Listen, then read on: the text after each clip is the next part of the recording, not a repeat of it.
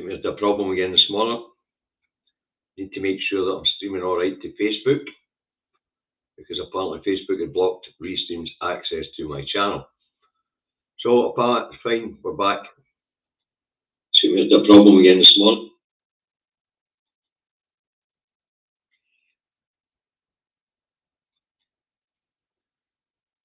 Right, good morning, folks. Hi, Stephen.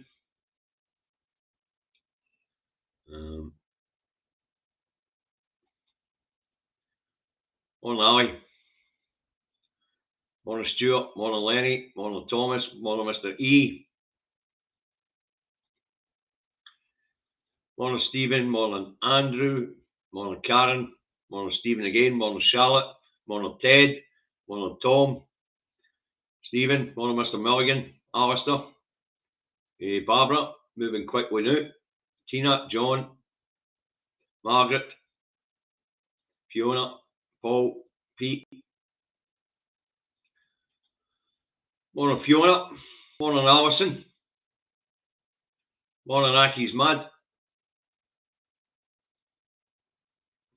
Morning, Hawk 13. Morning, Gary.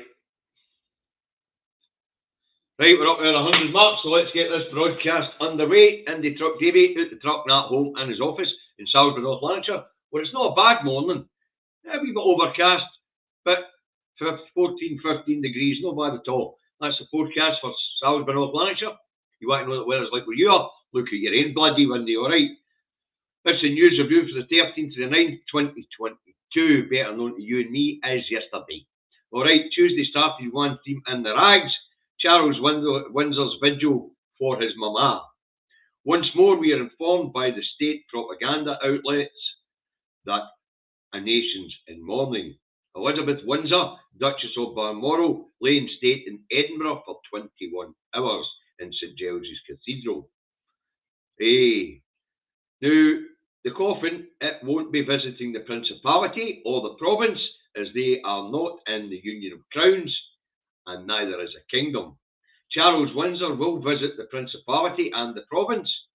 It will be carefully orchestrated to make it look like he is a king by popular acclaim.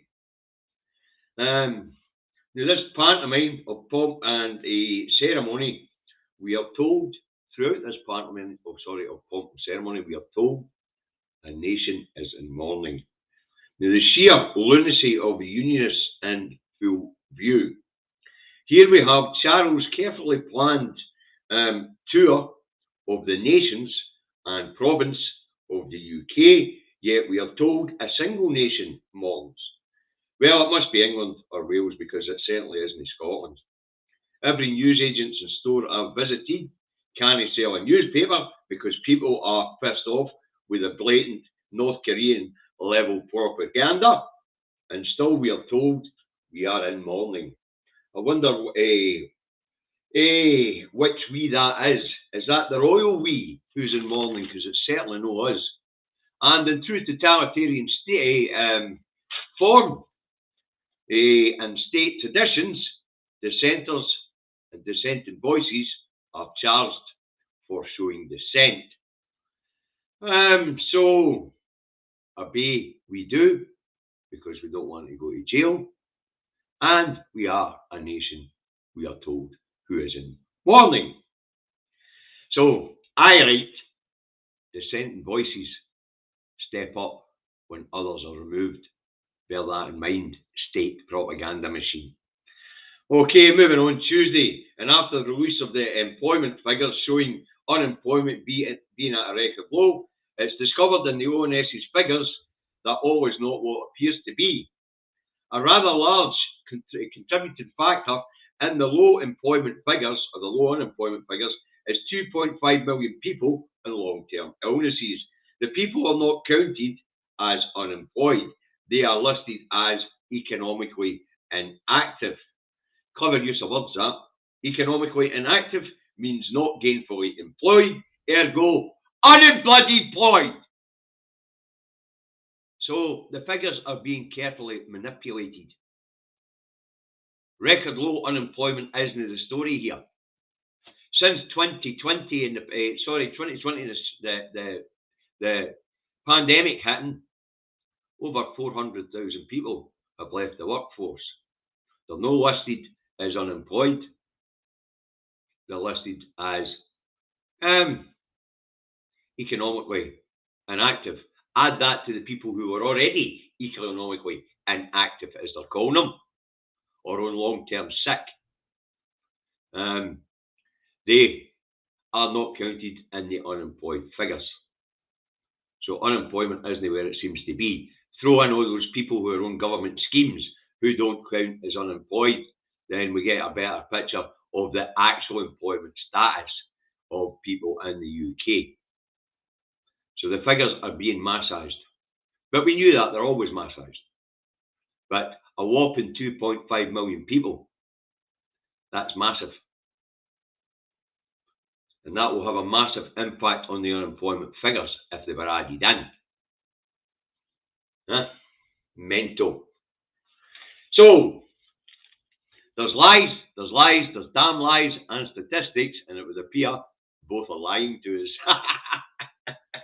Also, Tuesday, we're told that 26,000 people in Scotland traipsed through St Giles Cathedral to look at a wooden vault draped in a flag with William Purvis sponsors on the side here. All right. Now, by the end of play at 3 p.m. on Tuesday, that number had grown to 33,000. So there you have it. A nation mourns writing off 33,000 out of a population of 5.4 million. Could be bothered their arse to traipse along to Edinburgh, and probably half of them are tourists or from other parts of the UK, because it's easier to get to Scotland and Edinburgh for the North England and what it is to get to London. All right. So anyway, we're told that the nation's in mourning, but only 33,000 people traipsed through that cathedral. And I don't believe that for a second. St Giles is not that big. Getting 33,000 people through the doors in 21 hours, nah, I can't see it myself. Anyway, out of that 5.4 million, 33,000 people are in Edinburgh mourning, apparently. The rest is, I guess, we went to work.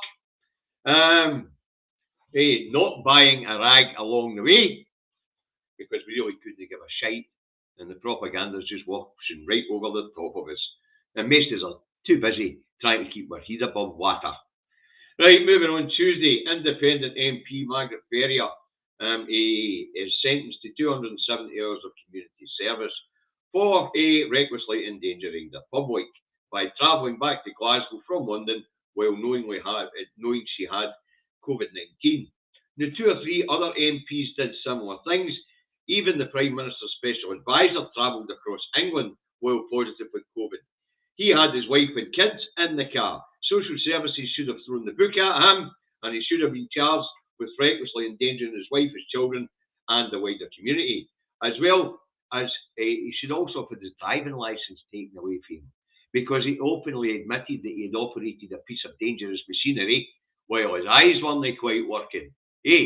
But as far as I'm aware, Margaret Ferrier, rightly or wrongly, is the only one to have been prosecuted for recklessly endangering the public. Well, what about all the people that left the number 10 parties and made their way out in the community? Couldn't it be said that they recklessly endangered the public by large gatherings and then going back out into the community? But apparently Margaret Ferrier is a special case. So the couple of Tory MPs that did the same thing down there didn't face charges. Dominic Cummings didn't face charges. Poor Margaret Ferrier, up in court, 270 hours community service. Doesn't seem right to me. Anyway, moving on. Tuesday, and a 22-year-old man he is charged for heckling the Grand Old Duke of York as he walked into to St Giles behind his mother's wooden box. Anyway, two bystanders pulled him out of the crowd and the police led him away. Well, that's the official story, but Davy's seen the bloody video. What really happened was a young man was abused by 2 thugs for telling the bloody truth.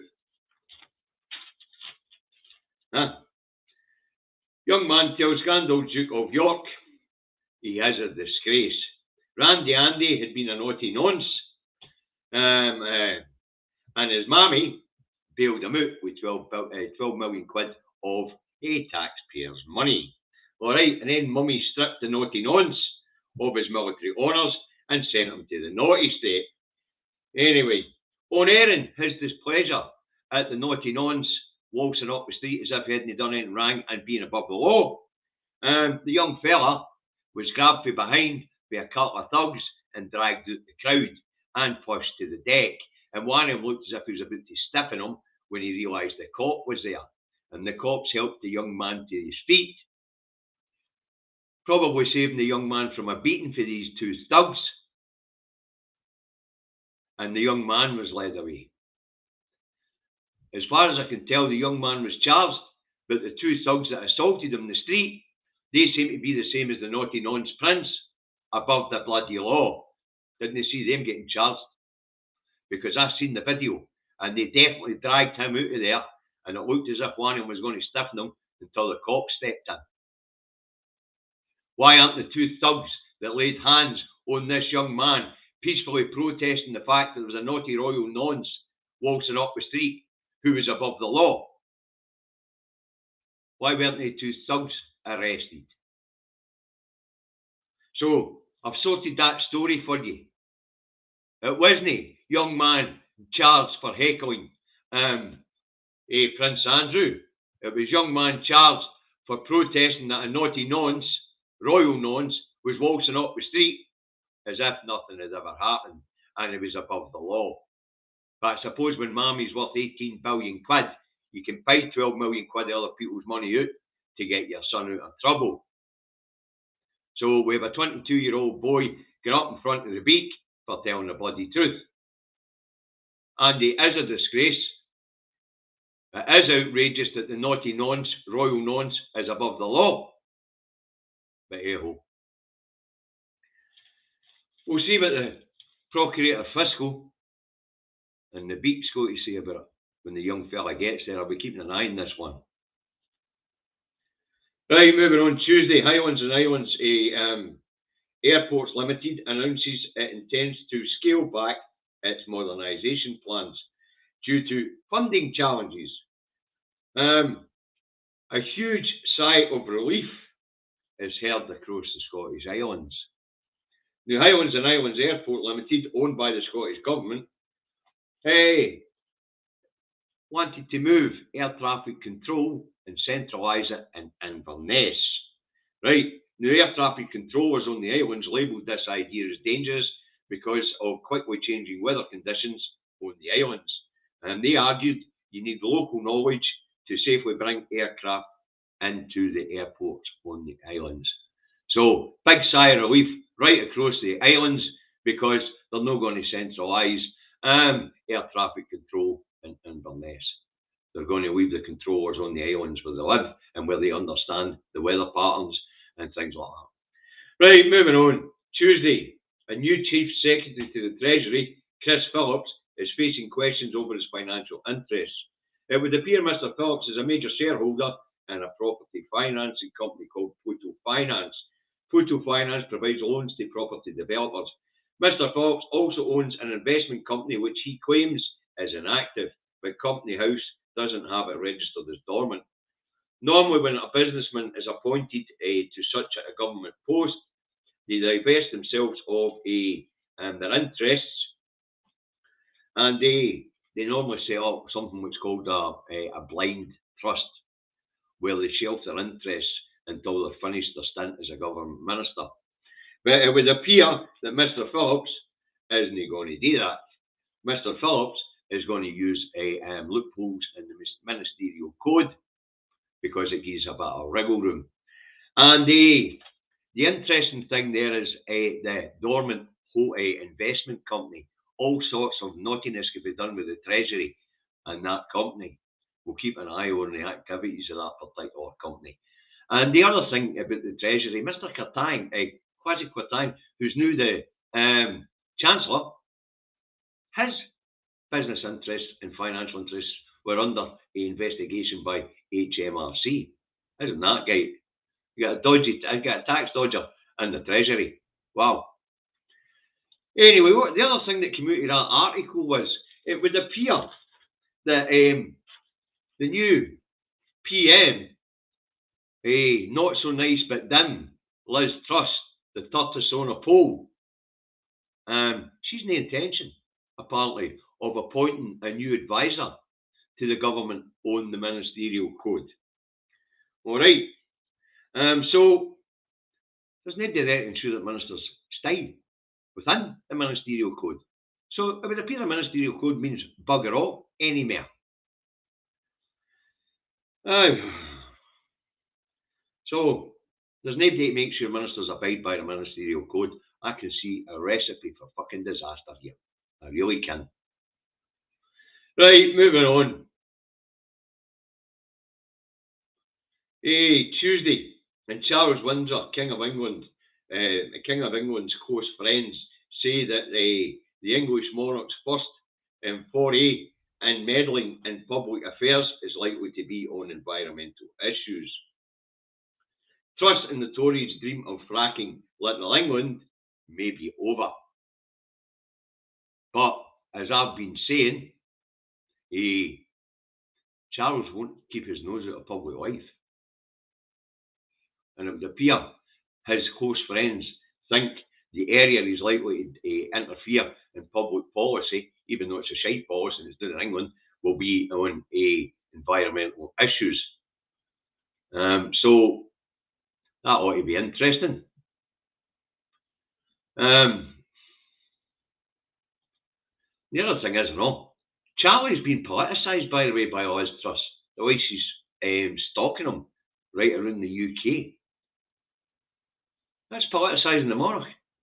But it doesn't matter. Charlie's going to politicise himself anyway. As I say, he's not the type to keep his nose out of public affairs.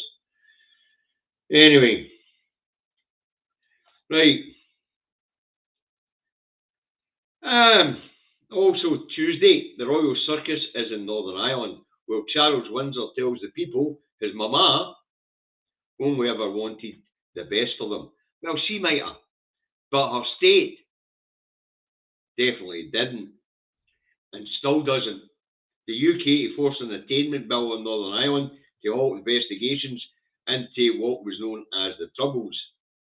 As the years have gone by, more and more evidence has come to light over the Troubles, and it would appear the British state's hands are covered in blood. Now, for me, the Troubles were instigated by the state, the UK state, in the mid-60s, because the people of Northern Ireland were putting their differences aside and coming together in a civil rights movement over the state's neglect of and the dire conditions in Northern Ireland. Right, but it was easier for the state to play the people off each other rather than to invest and raise the people out of poverty. Now, we are starting to see the same thing, the same game being played here in Scotland. You know, you heard that all the divisive referendum and all that push. It was one of the most peaceful, one of the most joyful, democratic events I've ever witnessed in my life. So, this divisive push that we get put out there, that's all part of the state propaganda to line people up against each other. It's orchestrated. But we here in Scotland, we're no that daft, we're no fond for it. Why we no fond for it? Because we witnessed what happened in Northern Ireland. That's why we're no fond for it. But, you know, Charlie was over there telling him his mama had their best interests at heart. The term heard that comes to mind. Right, moving on. Tuesday, and the English government to review anti-obesity policy in light of cost of living crisis.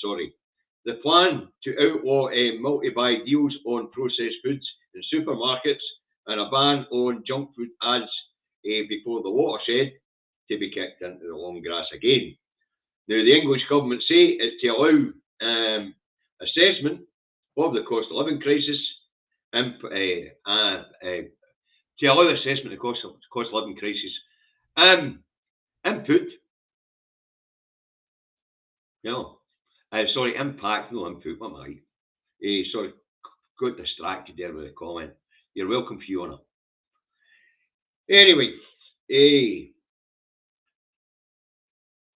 also to allow the companies that produce these ready meals and things like that to adjust whatever the hell that means.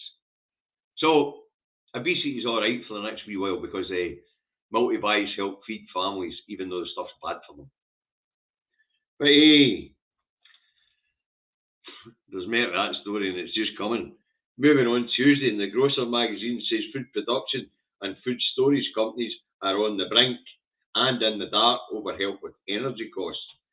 Companies in food production like bakeries and meat processors are very energy intensive, and the grocer claims many may go under without government aid.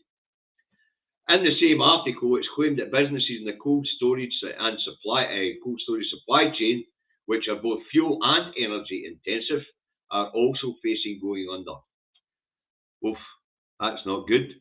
I guess that Ministry for Food set up by Theresa May in 2017 is going to have a busy winter as it starts printing bloody ration books. European growers are no sending as much here because it's difficult to get the stuff here. That's why we're seeing less choice on our supermarket shelves.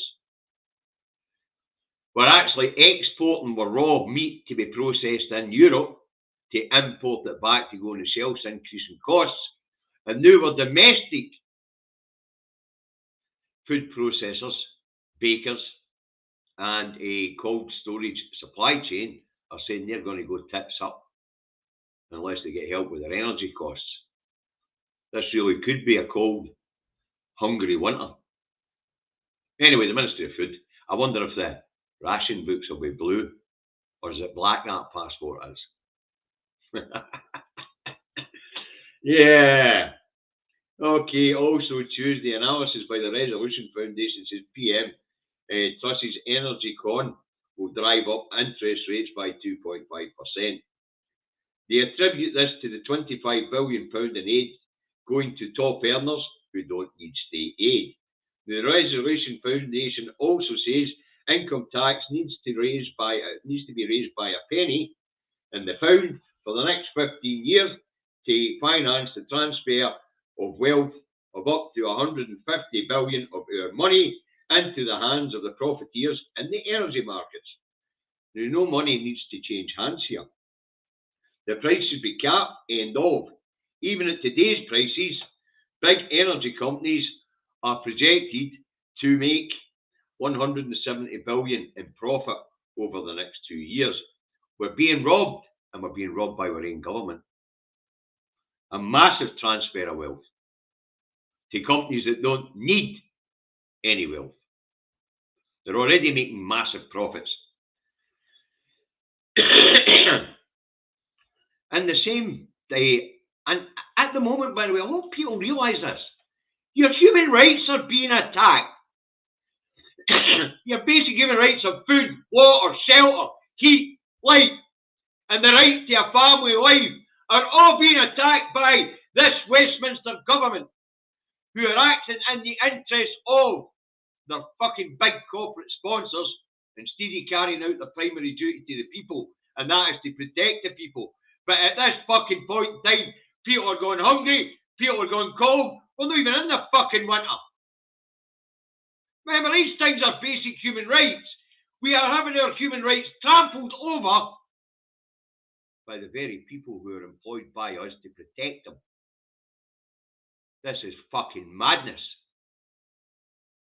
We Davy rant for these guys. Right, moving on. Tuesday. An impoverished UK starves. And just to add insult to injury to the fact that we'll get millions of working families eating out of food banks. Food banks announced that they're going to shut next fucking Monday for the state funeral. So if you're reliant on food banks, which are generally closed at the weekend, then come Monday, you've nothing for your kids, you're gone hungry. What an apt way to end the reign of the last monarch. Starve the fucking people. No even let them eat cake. Just fucking starve them. Wow. Absolutely mental. In honour of the Duchess, the serfs will go hungry. How fitting. Maybe the hungry can walk to Buckingham Palace, where the batshit crazy English people have been leaving marmalade sandwiches because they believe in a talking fucking bear. Wow. So if you're hungry in England, make your way to Buck House. There's plenty of marmalade fucking sandwiches lying about. Mental. And if you think that's mental, wait to catch this one.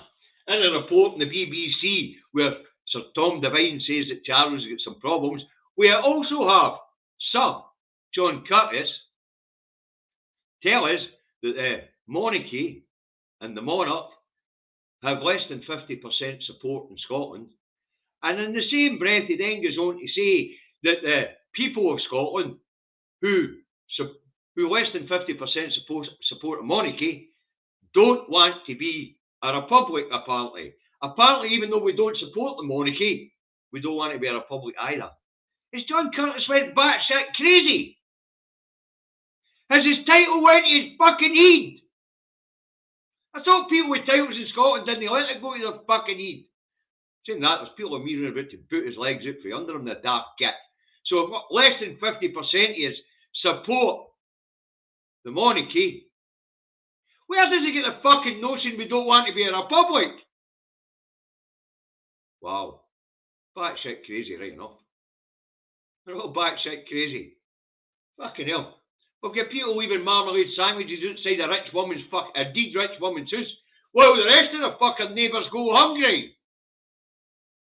Fucking. Is it just me? Am I the only one that sees this piss for what it is? Lies, corruption, fucking, it's a racket.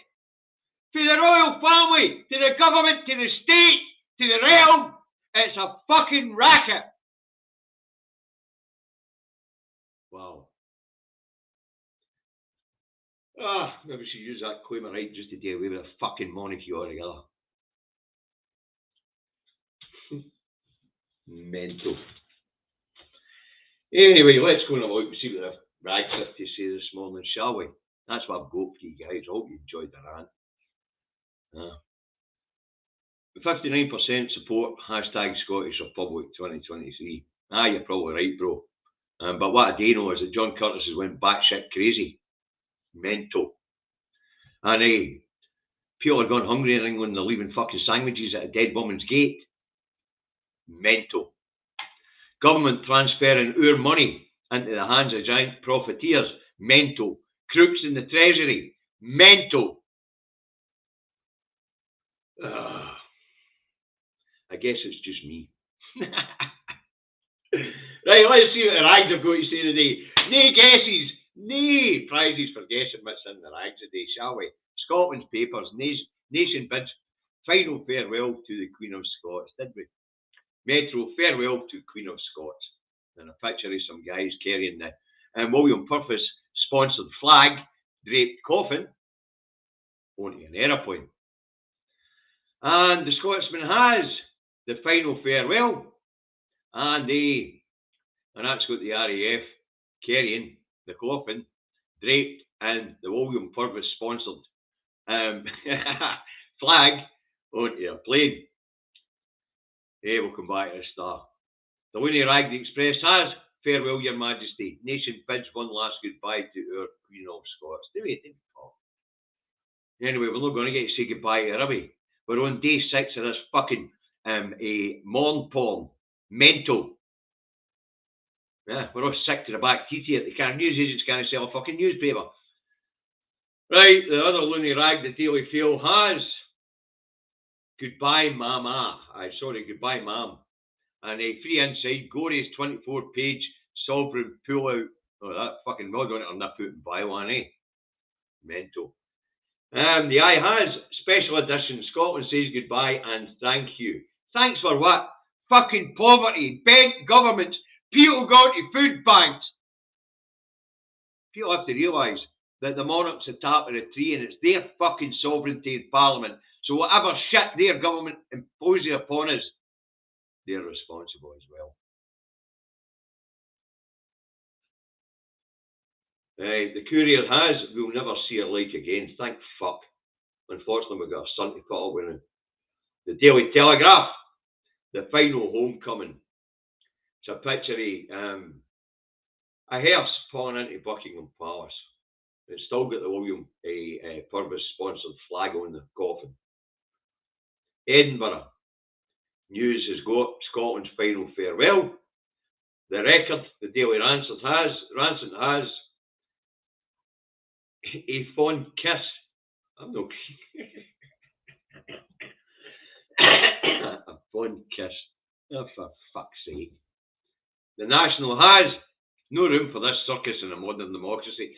Some fucking sanity at last. No room for this circus in a modern democracy. Aye, I have to agree with Patrick Harvey. He didn't have to give the new king a new slap, and did he know? Tell him, in a progressive society, things have changed, meaning your arse is out the window, buddy. Right, let's see where the stars go for us today, will we? Where's the stars go? Oh, fuck, we're back on it again. Hold on to get the somber face on, folks. We've got to remember that in North Korea here, in the UK, we're all in national mourning. So, the Daily Star of Scotland has "Our nation mourns. Farewell to Queen of Scots." That's the best Reverend I Am Jolly I can come up with. All right.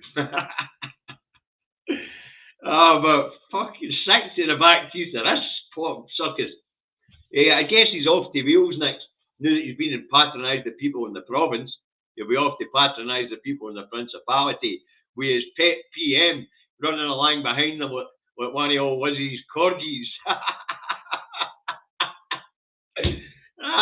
Brilliant. Anyway, Hugh, the plane flew out your house, did it? You better write and tell the press about it. Okay, Ruth. Right, that's what I've got for you today, folks. You're right, Kevin. That is probably going to be the truth. The one day we will mourn will be Monday. All the shops are shut. We're not going to get a cargo. Brilliant. Anyway, that's what I've got for you today, folks. I hope you found that interesting. I hope you found it informative.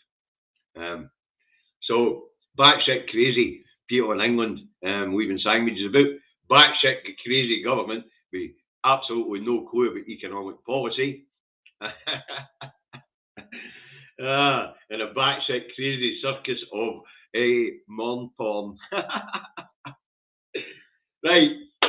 As I say, that's what I've got for you today. Mind, there is a campaign on it. There's a bit of lull on at the moment about the batshit crazy circus of pomp and ceremony goes on.